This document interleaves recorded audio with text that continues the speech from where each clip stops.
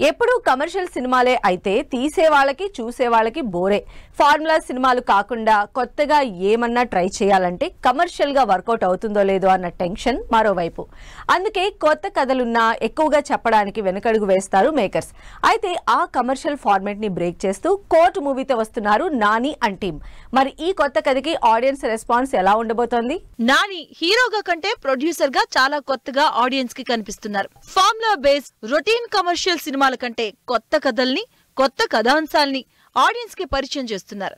Result సంగతి ఎలా ఉన్నా ఇప్పటి వరకు అదే రూట్ లో వెళ్తున్నా నాని మరోసారి తన బ్యానర్ నుంచి అలాంటి impactful story court versus nobody మూవీతో ఆడియన్స్ ముందుకొస్తున్నారు ఈ శుక్రవారం. కోర్ట్ సినిమాలో గ్రాండియర్, స్టార్ కాస్ట్, భారీ బడ్జెట్ ఇలాంటివేం లేదు. అయితే ఆడియన్స్ ని కట్టిపడేసే ఎమోషన్స్, జనానికి కనెక్ట్ అయ్యే రియలిస్టిక్ స్టోరీ, అన్నింటిని మించి డ్రైవ్ చేసే యాక్టింగ్, ఇలా అన్నీ ఉన్నాయంటున్నారు నాని.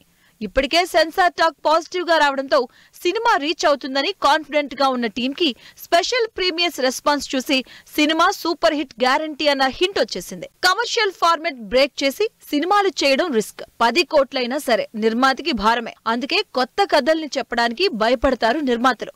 కానీ నాని ఈ బోల్డ్ స్టెప్ తీసుకోవడం, కోర్టు లాంటి కథల్ని ప్రొడ్యూస్ చేయడంతో ఇలాంటి స్టోరీస్ చేస్తే ఆడియన్స్ రిసీవ్ చేసుకుంటారన్న నమ్మకం వచ్చింది మేకర్స్ కి. దాంతో మరిన్ని కొత్త కథలు చెప్పడానికి డైరెక్టర్లు ముందుకొస్తున్నారని ఎక్స్పెక్ట్ చేస్తున్నారు ఆడియన్స్. ప్రియదర్శి, శివాజీ, సాయి కుమార్ లాంటి పవర్ఫుల్ ఆర్టిస్టులతో తెరకెక్కిన కోర్టు మూవీ ఆల్రెడీ ప్రీమియర్లతో హిట్ టాక్ తెచ్చుకొని శుక్రవారం థియేటర్లోకి వస్తుంది. మరి థియేటర్ ఆడియన్స్ ఎలా రెస్పాండ్ అవుతారో చూడాలి.